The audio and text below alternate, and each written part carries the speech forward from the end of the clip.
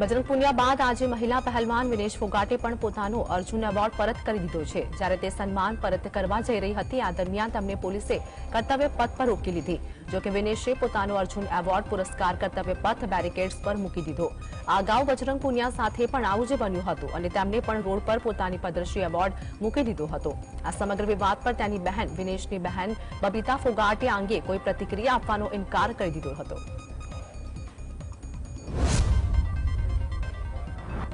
वडाप्रधान नरेंद्र मोदी उत्तर प्रदेश अयोध्या में महर्षि Valmiki international airport Ayodhya धाम उद्घाटन कर्યું। एरपोर्टનો પ્રથમ તબક્કો 450 કરોડ રૂપિયાથી વધુના ખર્ચે વિકસાવવામાં આવ્યો છે। એરપોર્ટ ટર્મિનલ બિલ્ડિંગ 6500 ચોરસ મીટરનું ક્ષેત્રફળ ધરાવે જે વાર્ષિક અંદાજે 10 લાખ મુસાફરોને સેવા આપવા માટે સજ્જ હશે। આ પહેલા વડાપ્રધાન નરેન્દ્ર મોદી અયોધ્યામાં જંકશનનું ઉદ્ઘાટન કર્યું હતું। પહેલા 8 કિલોમીટરના રોડ શો દરમિયાન લોકોએ તેમનું જોરદાર સ્વાગત કર્યું હતું।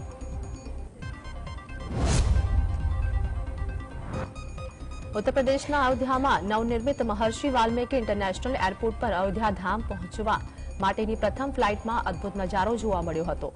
फ्लाइट दरमियान प्लेन में सवार मुसाफरोए हनुमान चालीसाना पाठ करीने तेमनी मुसाफरी शरू करी हती। शनिवारे वडाप्रधान मोदी अयोध्याना आंतरराष्ट्रीय एरपोर्टનું उद्घाटन कर्યું હતું। अयोध्या माटे प्रथम फ्लाइट लगभग 4 वागे अयोध्या एरपोर्ट पहुंची हती।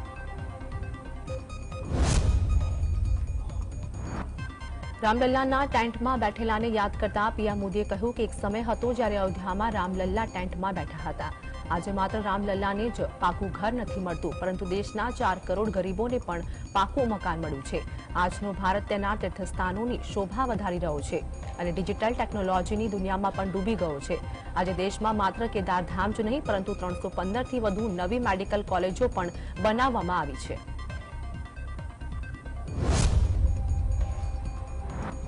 राम मंदिर निर्माण ने लईने पीएम मोदीए कह્યું કે ऐतिहासिक क्षण अपना बधाना जीवन में खूब ज सद्भाग्य आव्યું છે। आ माटे तमे बधा 140 करोड़ देशवासीओ 22 जान्युआरीए तमारा घरों में श्रीराम ज्योति प्रगटाओ और दिवाळीनी उजवणी करो।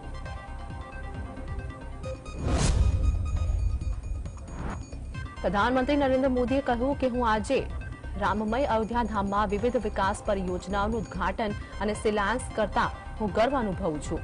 प्रधानमंत्रीए કહ્યું કે આજે સમગ્ર વિશ્વ 22 જાન્યુઆરીની ઐતિહાસિક ક્ષણની આતુરતાથી રાહ જોઈ રહ્યું છે। આવી સ્થિતિમાં અયોધ્યાના લોકોમાં ઉત્સાહ સ્વાભાવિક છે। તેમને હું ભારતની ધરતીના દરેક કણ અને ભારતની જનતાનો ઉપાસક છું અને હું પણ તમારી જેમ જ જિજ્ઞાસુ છું।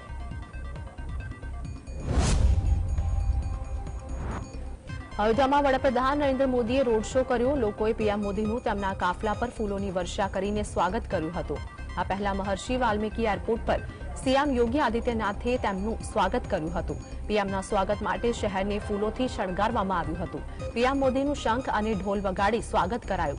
धर्मपथ रामपथथी लईने एरपोर्टथी रेलवे स्टेशन सुधी विविध स्टेज पर कलाकारो सांस्कृतिक कार्यक्रमों रजू करायो।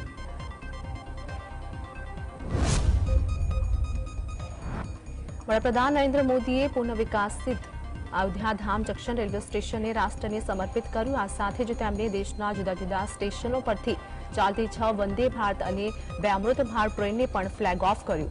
ઉલ્લેખનીય છે કે આ ટ્રેનો શ્રી માતા વૈષ્ણો દેવી, કટરા, નવી દિલ્હી, અમૃતસર, નવી દિલ્હી, કોઇમ્બતુર, બેંગ્લોર, મંડગાંવ, જાલના, મુંબઈ અને અયોધ્યા આનંદ વિહાર ટર્મિનલ તેમજ અયોધ્યા, દરભંગા અને માલદા ટાઉન વચ્ચે 6 વંદે ભારત એક્સપ્રેસ ટ્રેનો દોડશે।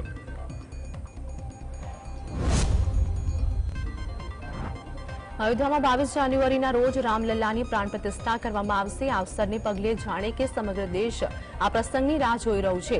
एवामां अयोध्यामां आंतरराष्ट्रीय एरपोर्टनुं प्रधानमंत्री नरेंद्र मोदीना हस्ते उद्घाटन करवामां आव्युं। एरपोर्ट टर्मिनल बिल्डिंगनो तिरंगानी थीम पर सजाववामां आवी रह्यो छे। आ नवनिर्मित एरपोर्ट मुख्य अयोध्या शहेरथी लगभग 15 किलोमीटर दूर छे। तेमां आधुनिक बांधकाम सामग्रीनो उपयोग करवामां आव्यो छे।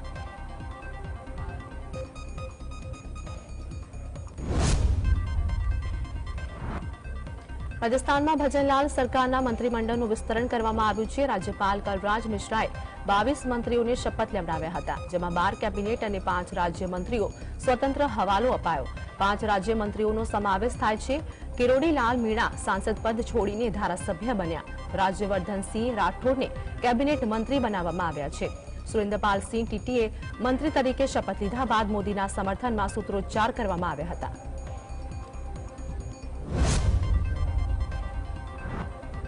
પીએમ નરેન્દ્ર મોદીની અયોધ્યા મુલાકાત પર ઉત્તરાખંડના સીએમ પુષ્કરસિંહ ધામીએ કહ્યું કે સમગ્ર વિશ્વના રામ ભક્તો લાંબા સમયથી રાહ જોઈ રહ્યા હતા કે રાહ 22 જાન્યુઆરીએ પૂરી થશે તે દિવસે ભગવાન રામ લલ્લાનું તેમનું સ્વાગત થઈ રહ્યું છે તો આ સપનું સાકાર થઈ રહ્યું છે તે આપણા માટે ખૂબ જ ગર્વની વાત છે ઉલ્લેખનીય છે કે 22 તારીખે રામલલ્લાની પ્રાણ પ્રતિષ્ઠા કરવામાં આવશે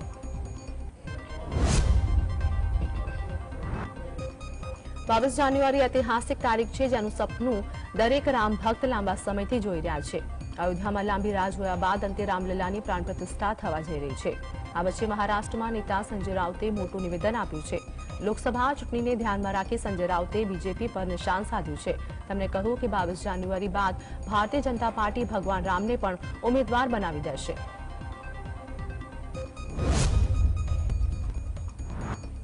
જમ્મુ કાશ્મીરના પૂર્વ મુખ્યમંત્રી ફારૂક અબ્દુલ્લાએ રામ મંદિરના ઉદ્ઘાટન બદલ અભિનંદન પાઠવ્યા છે એક વાત જે ખૂબ જ મહત્વની છે કે ભગવાન રામનું મંદિર ખોલવાનું છે હું તે તમામ લોકોને અભિનંદન આપું છું જેમણે તેમનું મંદિર બનાવવાનો પ્રયાસ કર્યો અને તે હવે તૈયાર છે ભગવાન રામ માત્ર હિન્દુઓના રામ નથી પરંતુ સમગ્ર વિશ્વના રામ છે ફારૂક અબ્દુલ્લાએ કહ્યું કે ભગવાન રામે ભાઈચારાની વાત કરી તેણે એકબીજાને પ્રેમ અને મદદ કરવાની વાત કરી કોંગ્રેસના સાંસદ અધીર રંજન ચૌધરીએ સરકાર પર નિશાન સાધ્યું હતું જો મુખ્યમંત્રી પોતે પ્રશ્નો ઉભા કરે તો શું કરી શકાય અમારો હાઈકમાન્ડ નક્કી કરે છે કે શું થવું જોઈએ અમે અહીં ચૂંટણી લડવા માટે તૈયાર છે પછી ભલે તે વિપક્ષમાં હોય તેમણે કહ્યું કે મોદીના હાથમાં જ તમામ વસ્તુ છે એ પછી ઈડી હોય કે ગમે તે તો પછી શું કરી શકાય હેમંત સોરેને જમીન કૌભાંડ કેસમાં ઈડીના 6 સમન્સને નજરઅંદાજ કર્યા છે વારંવાર નોટિસ પાઠવવા છતાં પણ તેઓ એજન્સીની ઓફિસે નથી પહોંચ્યા ત્યારબાદ ઈડીએ મુખ્યમંત્રી હેમંત સોરેનને 7મી નોટિસ મોકલી છે ઈડીએ હેમંત સોરેનને મોકલેલી નોટિસમાં એમ પણ લખ્યું છે કે આ પત્રને સમન્સ તરીકે જોવામાં આવે કેન્દ્રીય એજન્સીએ કહ્યું કે મુખ્યમંત્રી સોરેન આગામી 2 દિવસમાં જમીન કૌભાંડ કેસમાં પોતાનું નિવેદન રેકોર્ડ કરાવે આ પત્રને સમન્સ તરીકે જ જોવામાં આવે બીજેપી સાંસદ સુશીલ કુમાર મોદીએ કહ્યું કે અમે અગાઉ આગાહી કરી હતી કે લલ્લનસિંહને હટાવવામાં આવશે કારણ કે તેમણે જેડીયુ પાર્ટીમાંથી 12-13 ધારાસભ્યોને તોડી નાખ્યા હતા અને તેજસ્વી યાદવને મુખ્યમંત્રી બનાવવા માટે તેમણે લાલુ યાદવ સાથે હાથ મિલાવ્યા છે પરંતુ નીતિશ કુમાર આ વાતનો હવાલો મળ્યો એટલે તેણે સમયસર લલ્લનસિંહને હટાવ્યા લલ્લનસિંહને હટાવવા રમતની શરૂઆત છે હજુ ઘણું બાકી છે નીતિશ કુમાર એવી ગેરસમજમાં છે કે ભારત ગઠબંધન તેમને કન્વીનર તરીકે નિયુક્ત કરશે અથવા તેઓ પીએમ પદ માટે પાર્ટીનો ચહેરો બનશે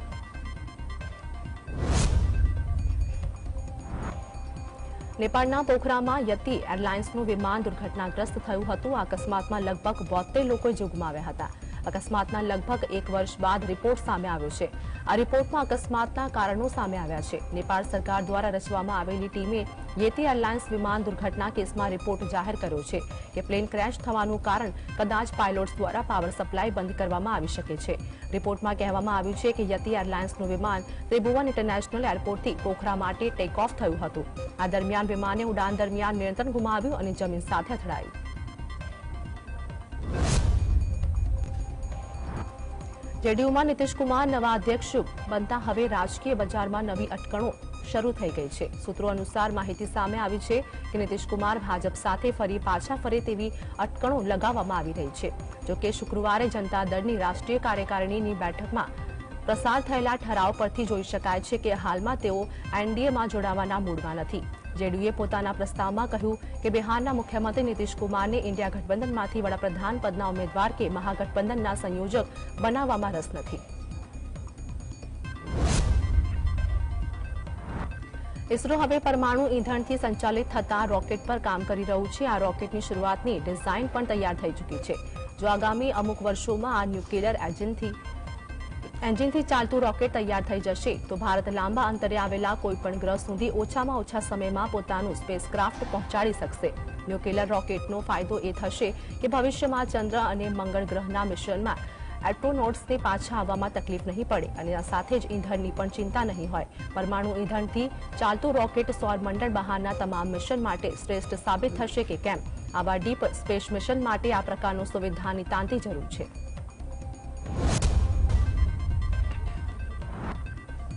ઉત્તર ભારત સહિત દિલ્હીમાં ગાઢ ધુમ્મસને કારણે તાપમાનમાં ભારે ઘટાડો થતા સામાન્ય જનજીવન ખોરવાઈ ગયું છે અને લોકોને મુશ્કેલીનો સામનો કરવો પડી રહ્યો છે ધુમ્મસને કારણે વિઝિબિલિટી ઓછી થવાથી રેલ રોડ અને ટ્રાફિક પ્રભાવિત થયો છે. ઉત્તર ભારતના મોટાભાગના રાજ્યોમાં ગાઢ ધુમ્મસને જાણે કબજો કરી લીધો હોય તેમ જનજીવન અસ્તવ્યસ્ત થઈ ગયું છે. ભાવનગરના સિહોરમાં વીજળી આપવાની ખેડૂતો દ્વારા ઉગ્ર માંગ કરવામાં આવી છે. સિહોરના સરના પાટિયા પાસે આવેલા જેટકો ખાતે ખેડૂતોનો હલ્લાબોલ કર્યો હતો, જેમાં સર, ખાભા, ભડલી, રબારિકા, ધ્રુપકા સહિતના ખેડૂતોએ ભેગા થઈને વિરોધ નોંધાવ્યો હતો. નડિયાદ તાલુકાના કણજરી ગામમાં પથ્થરમારાની ઘટના મામલે ખેડાના જિલ્લાના પોલીસ અધિક્ષક રાજેશ ઘડિયા દ્વારા નિવેદન આપવામાં આવ્યું, જેમાં તેમણે જણાવ્યું કે આ ઘટનાની ઊંડાણપૂર્વક તપાસ કરવામાં આવી રહી છે. ઉલ્લેખનીય છે કે કરજણી ગામમાં એક યુવકની પૂરપાટ ઝડપે વાહન લઈ ગામના રોડ પરથી પસાર થતા તેને ઠપકો આપવામાં આવ્યો હતો.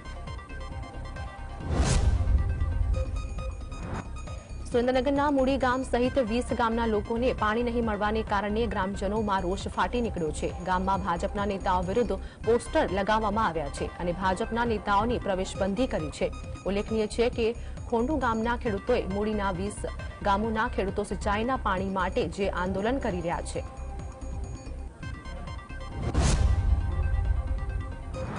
હળવદ પોલીસે સરા ચોકડી પાસે અડચણરૂપ દબાણ દૂર કરાવ્યા હતા. હળવદ નગરપાલિકા વિસ્તારમાં છેલ્લા કેટલાક સમયથી સરા ચોકડીથી લઈને મેઇન રોડ, સોસાયટી વિસ્તારમાં, હાઈવે રોડ પર વગેરે કિંમતી સરકારી જગ્યા પર ઠેર ઠેર જગ્યાએ દબાણો ખડકી દેવામાં આવ્યા છે. તો નગરપાલિકાની કિંમતી જમીન પર દબાણકારો દ્વારા પતરાવાળી દુકાનો ઊભી કરી ભાડા પેટે વેપારી પાસેથી ભાડા ઉઘરાવી રહ્યા છે. સંઘ પ્રદેશ દીવને જોડતી અહેમદપુર માંડવી ચેકપોસ્ટ પર એસીબીએ સપાટો બોલાવ્યો હતો. 31 ફર્સ્ટની પૂર્વ સંધ્યાએ જ એસીબીએ સપાટો બોલાવ્યો હતો. ચેકપોસ્ટ પર પોલીસ દ્વારા જ લાંચ લેવાતી હોવાની ફરિયાદ નોંધાઈ હતી, જેથી એસીબીએ રેડ પાડતા અફરાતફરીનો માહોલ સર્જાયો હતો. એસીબીની રેડના પગલે ફરજ પરના પોલીસ કર્મચારીઓ પણ નાસી ગયા હતા.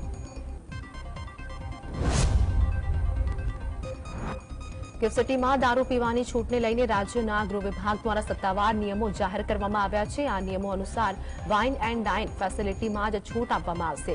FL3 લાયસન્સની ફી ₹1 લાખ રહેશે. FL3 લાયસન્સ લેવા માટે સુપ્રિન્ટેન્ડન્ટ પ્રોહિબિશન અને એક્સાઇઝમાં એપ્લાય કરવાનું રહેશે.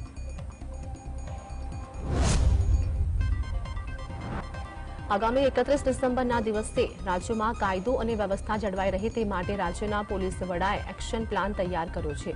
રાજ્યના પોલીસ વડાએ નવા વર્ષની ઉજવણી એટલે કે 31 ડિસેમ્બરની રાતે રાજ્યમાં કાયદો અને સલામતી બની રહે તે માટે રાજ્યના તમામ પોલીસ કમિશનર, રેન્જ આઈજી સહિત પોલીસ વડા સાથે વિડીયો કોન્ફરન્સ કરી હતી.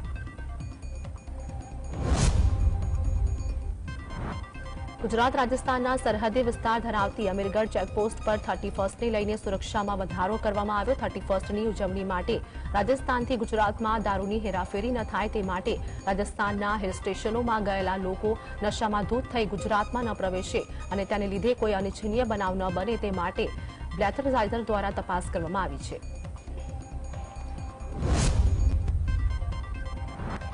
સુરેન્દ્રનગરમાં સાયબર ક્રાઇમ પોલીસ મથક ખુલ્લું મૂકવામાં આવ્યું છે, જેને રાજ્યના ગૃહમંત્રી હર્ષ સંઘવી દ્વારા લોકાર્પણ કરી ખુલ્લું મૂકવામાં આવ્યું હતું. તો સાયબર ક્રાઇમ પોલીસ મથકમાં પીઆઈ અને પીએસઆઈ સહિત 15 પોલીસ સ્ટાફની વિશેષ નિમણૂક કરવામાં આવી.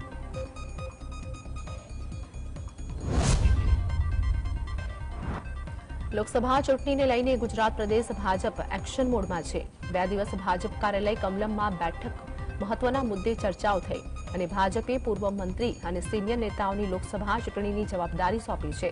લોકસભાની ગુજરાતની 26 બેઠકોને ભાજપે ક્લસ્ટરમાં વહેંચી છે.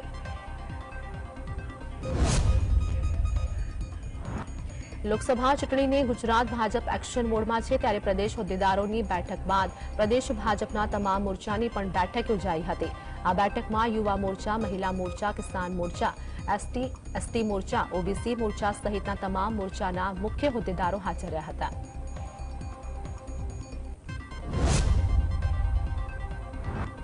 અમદાવાદમાં એસજીવીપી દ્વારા પુરાણી સ્વામી સ્મૃતિ મહોત્સવમાં કેન્દ્રીય ગૃહમંત્રી અમિત શાહ મહોત્સવમાં હાજર રહ્યા હતા. આ કાર્યક્રમને સંબોધતા અમિત શાહે જણાવ્યું હતું કે તેમને એસજીવીપીના કાર્યક્રમમાં આવવાનો લાભ હવે મળ્યો, પણ હું જ્યારે અહીંયા આવ્યો ત્યારે આનંદ અને ઉત્સાહની અનુભૂતિ થાય છે.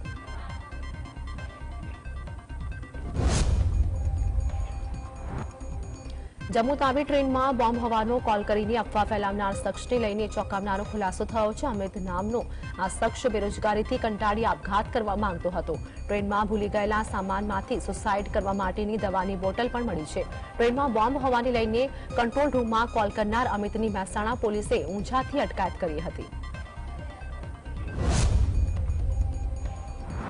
ફ્રાન્સ કબૂતરબાજી મામલે સૌથી મોટો ખુલાસો થયો છે. 66 લોકોની ઓળખ કરી લેવામાં આવી છે, જ્યારે 30 લોકોના નિવેદન લઈ લેવામાં આવ્યા છે. દુબઈ સુધીના વિઝા હોવાનું સામે આવ્યું તો દુબઈ સરકારથી માહિતી માટે પત્ર વ્યવહાર પણ કરવામાં આવ્યો હતો. 7 એજન્ટોના નામ સામે આવ્યા છે.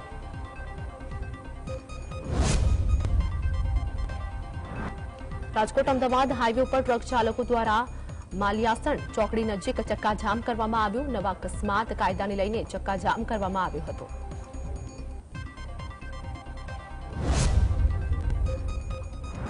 મોરબીમાં ટ્રક ચાલકો હડતાલ ઉપર ઉતર્યા. ટ્રક અકસ્માતમાં 10 વર્ષની સજાના કાયદાના વિરોધમાં હડતાલ પાડવામાં આવી હતી. મોરબી રવિરાજ ચોકડી પાસે રોડ ઉપર ટ્રક ઊભી રાખીને હડતાલ પાડવામાં આવી હતી. હડતાલને પગલે ટ્રાફિક જામ થઈ ગયો હતો. રાજકોટથી કચ્છ તરફ અને વાંકાનેરથી કચ્છ તરફ જતા હજારો વાહનો ટ્રાફિક જામમાં ફસાયા હતા. સુરેન્દ્રનગર જિલ્લાના રાજકોટ અમદાવાદ નેશનલ હાઈવે પર ટ્રક ચાલકોને ચક્કાજામ કર્યો હતો. સુરેન્દ્રનગર ટ્રક એસોસિએશન સરકાર દ્વારા લાગુ કરવામાં આવેલા કાયદાનો વિરોધ કર્યો હતો. ટ્રક ડ્રાઈવર અકસ્માત સર્જીને ફરાર થઈ જાય તો ડ્રાઈવરને ₹10 લાખનો દંડ અને 10 વર્ષની સજાનો કાયદો લાગુ કરવામાં આવ્યો છે.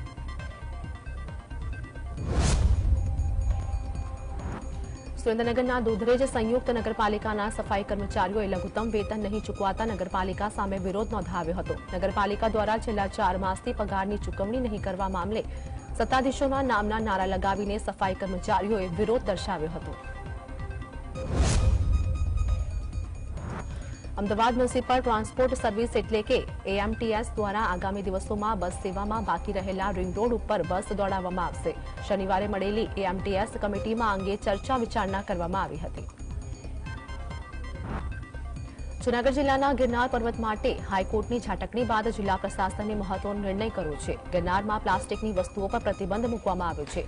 તેથી ગિરનારમાં પ્લાસ્ટિકની વસ્તુઓ મુસાફરો લઈને જઈ શકશે નહીં. આ માટે એન્ટ્રી પોઈન્ટ પર ચેકિંગ બાદ જ મુસાફરોને જવા દેવાશે.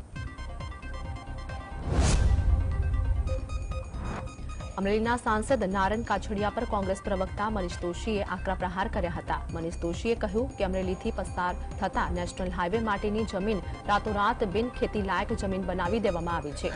સાંસદે પોતાની વગ વાપરીને ખેતી લાયક જમીનને બિન ખેતી જમીન કરીને કરોડો રૂપિયાનું કૌભાંડ આચર્યું છે.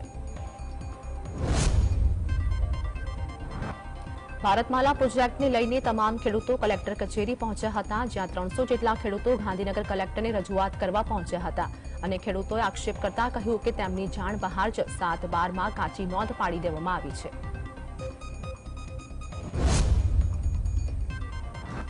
ધોળકાના સીમેજ ગામમાં આવેલી ખાનગી કંપની દ્વારા બોરવેલ બનાવી ભૂગર્ભમાં કેમિકલયુક્ત પાણી છોડવાના મામલે ખેડૂતોએ આવેદનપત્ર આપ્યું હતું.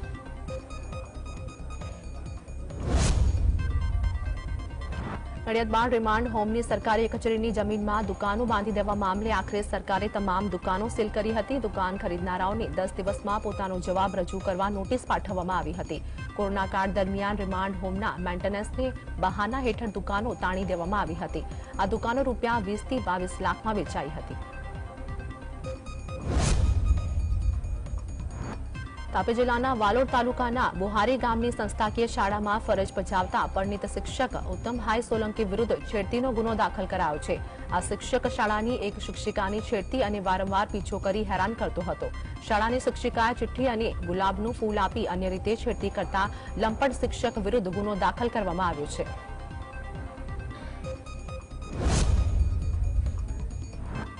ભાવનગરના એસટી બસ સ્ટેન્ડ ખાતે વિદ્યાર્થીઓ દ્વારા ચક્કાજામ કરવામાં આવ્યું હતું. 2 કલાક સુધી હાઈ વોલ્ટેજ ડ્રામા સર્જાયો હતો. ભાવનગર ડેપો ખાતે જસપરા માંડવા ગામના વિદ્યાર્થીઓ દ્વારા ચક્કાજામ કરાયો હતો. વિદ્યાર્થીઓએ એસટી બસ સ્ટેન્ડમાં રહેલી બસો બહાર જવા દીધી ન હતી, જ્યારે બહારથી એસટી બસ સ્ટેન્ડની અંદર આવતી બસો પણ રોકી લીધી હતી.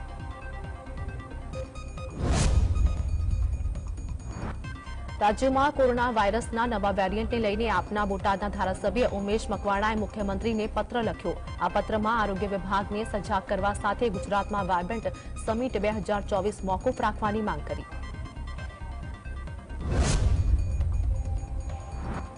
અમદાવાદમાં એક તરફ કોરોનાના કેસ સતત વધી રહ્યા છે ત્યારે બીજી બાજુ વાયરલ ઇન્ફેક્શનના કેસોમાં પણ સતત વધારો જોવા મળી રહ્યો છે. શિયાળાની ઋતુમાં મચ્છરજન્ય અને પાણીજન્ય રોગચાળામાં પણ વધારો થતા સોલા સિવિલ હોસ્પિટલમાં ઓપીડીની સંખ્યામાં વધારો જોવા મળ્યો. અત્યાર સુધી સોલા સિવિલમાં 1,600થી વધારે દર્દીઓએ ઓપીડીમાં સારવાર લઈ ચૂક્યા છે.